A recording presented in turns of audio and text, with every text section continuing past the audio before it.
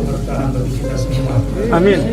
Dan kepada seluruh wala uzaki Allahi ahadan, para syuhada hari ini yang akan menjadi saksi bahwa bumi ini, tempat ini, markas syariah ini telah ditempati oleh para syuhada dan akan menjadi negeri yang diberkahi. Amin ya Rabb. Menjadi tanah yang diberkahi. Amin ya Rabb. Menjadi tempat yang penuh rahmat dari Allah Subhanahu wa Ta'ala. Amin.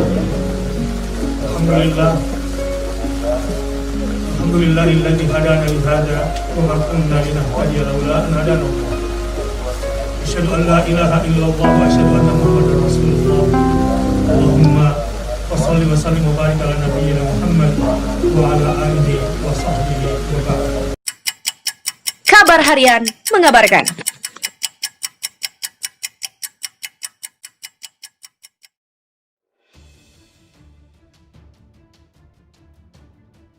Pengamat menyatakan Bakhtiar Nasir muncul, Habib Rizik tidak sendiri lagi. Ex-Ketua Gerakan Nasional Pengawal Fatwa GNPF MUI, Bakhtiar Nasir, dikabarkan berada di sisi Imam Besar FPI Habib Rizik Syihab saat pemakaman 6 laskar FPI korban penembakan di Megamendung, Bogor. Mengetahui hal itu, pengamat politik Tony Rosyid angkat bicara dan menduga akan ada titik baru gerakan Bakhtiar Nasir. Tony Rosyid menduga Bakhtiar Nasir tidak lagi bisa diam melihat kasus penembakan terhadap 6 laskar FPI di Tol Jakarta Cikampek Senin lalu.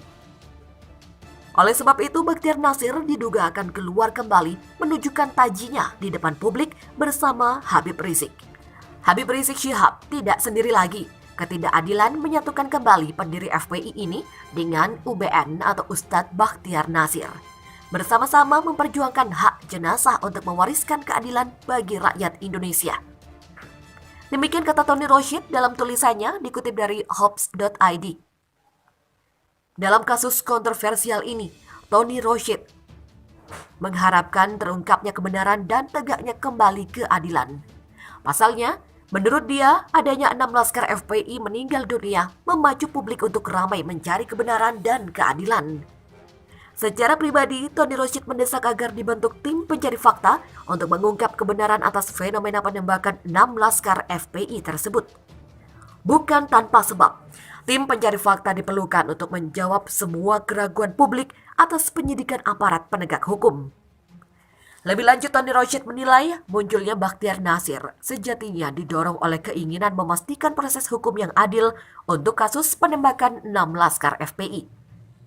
Oleh sebab itu, dia menduga Bakhtiar Nasir dan pihaknya akan ikut mendesak dibentuknya tim pencari fakta. Perlu diketahui, Bakhtiar Nasir sebelumnya sudah berhubungan baik, sebab dia adalah salah satu pionir Gerakan 212 yang dulunya menuntut Gubernur DKI Jakarta Basuki Cahayapurnama alias Ahok dihukum karena dugaan penistaan agama pada tahun 2016. Saat itu Bakhtiar Nasir menjadi motor Gerakan Nasional Pengawal Fatwa MUI yang melawan Ahok. Usai kepemimpinan GNPF MUI dioper ke Yusuf Martak, Nasir kemudian menghilang dari muka publik. Dia tidak lagi muncul dalam berbagai acara, termasuk persaudaraan alumni 212. Setelah kasus Ahok selesai, Bakhtiar Nasir kembali ke dunia dakwah mengurusi yayasan lamanya, yakni Al-Quran Quantum Learning atau AQL. Saksi penembakan menyatakan hanya 2 yang tewas di tempat.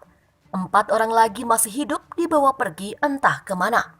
Wartawan senior FNN Edi Mulyadi membuat penelusuran yang mengejutkan publik.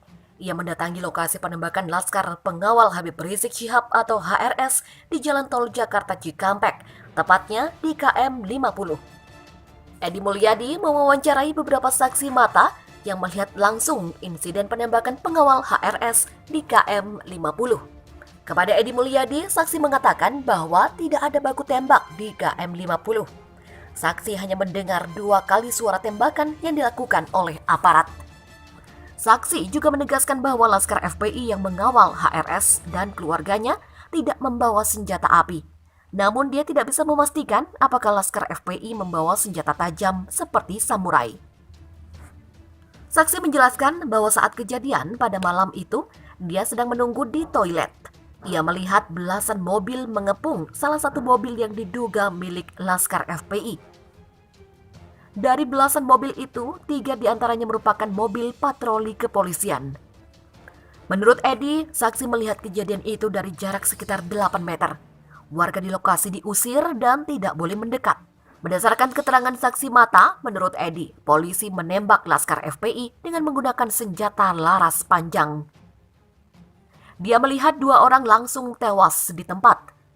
Edi menyebut saksi juga melihat polisi menembak ban mobil depan bagian kiri sehingga kempes. Tujuannya agar mobil tidak kabur. Tak lama setelah 2 orang ditembak, mobil ambulans datang mengangkut jenazah korban. 2 mayat dibawa keluar, digotong dan dibawa pergi oleh ambulans. Namun 4 orang lagi masih hidup. 1 terpincang-pincang kakinya dipindahkan ke mobil lain dan dibawa pergi entah kemana. Edi menjelaskan bahwa di lokasi kejadian tidak ada garis polisi yang dipasang dan tidak ada olah tempat kejadian perkara atau TKP. Seperti diketahui, polisi menembak 6 anggota Laskar pengawal Habib Rizik di Jalan Tol Jakarta Cikampek KM 50 pada Senin 7 Desember dini hari.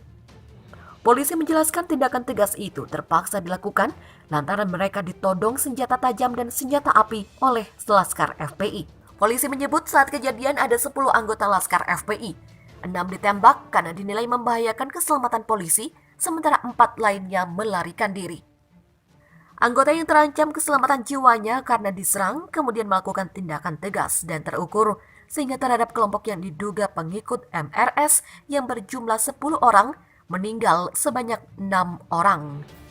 Demikian kata Kapolda Metro Jaya, Irjen Fadil Imron di Mapolda Metro Jaya, Jalan Jenderal Gatot Subroto, Jakarta, Senin.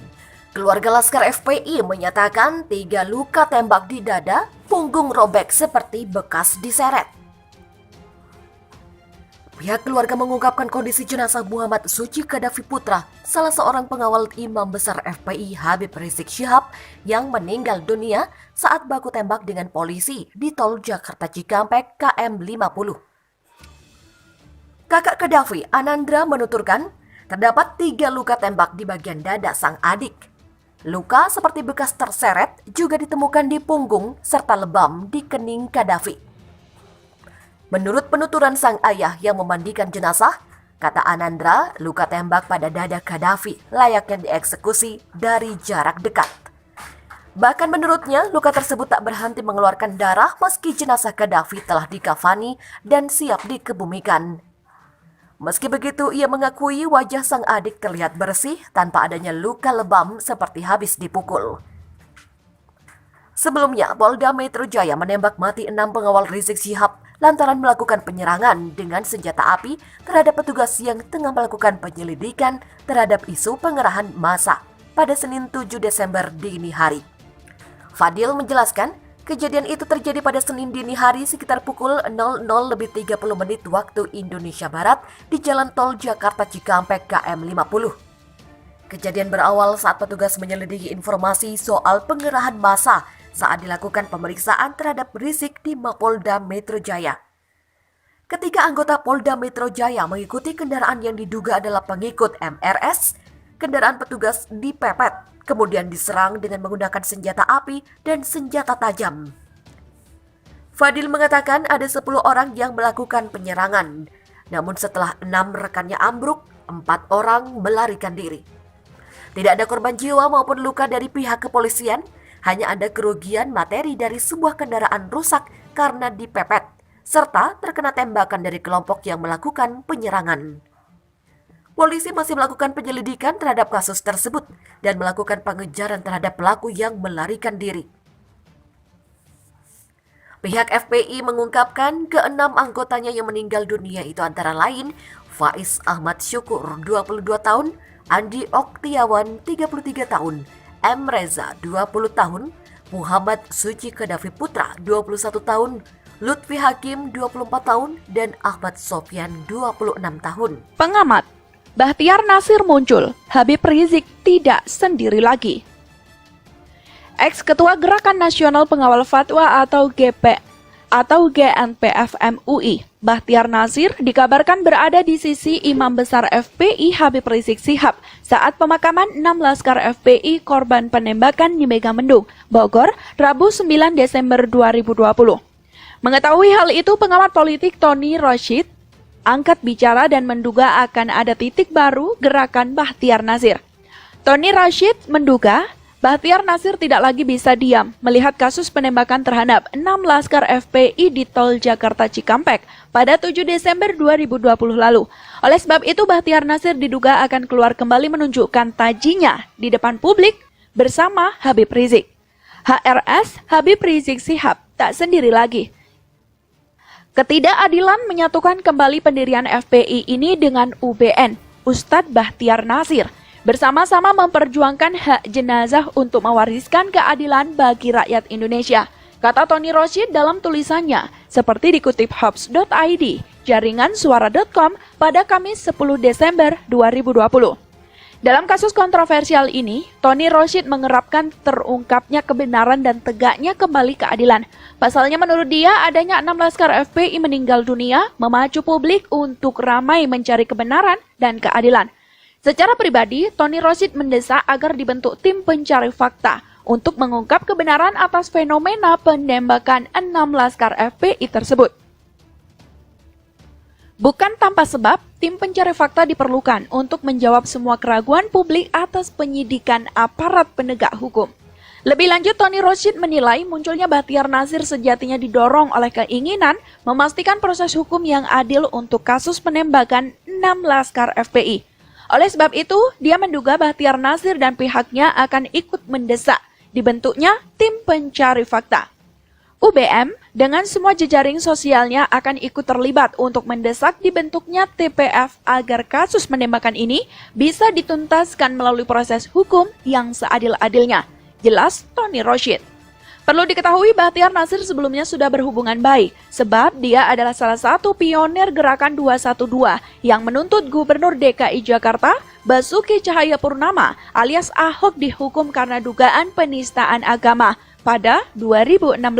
Saat ini Bahtiar Nasir menjadi motor Gerakan Nasional Pengawal Fatwa MUI yang melawan Ahok. Usai kepemimpinan GNPF MUI dioper ke Yusuf Martak, Bahtiar Nasir kemudian menghilang dari muka publik. Dia tidak lagi muncul dalam berbagai acara, termasuk Persaudaraan Alumni 212. Setelah kasus Ahok selesai, Bahtiar Nasir kembali ke dunia dakwah, menyusuri yayasan lamanya, yakni Al-Quran Quantum Learning atau AQL.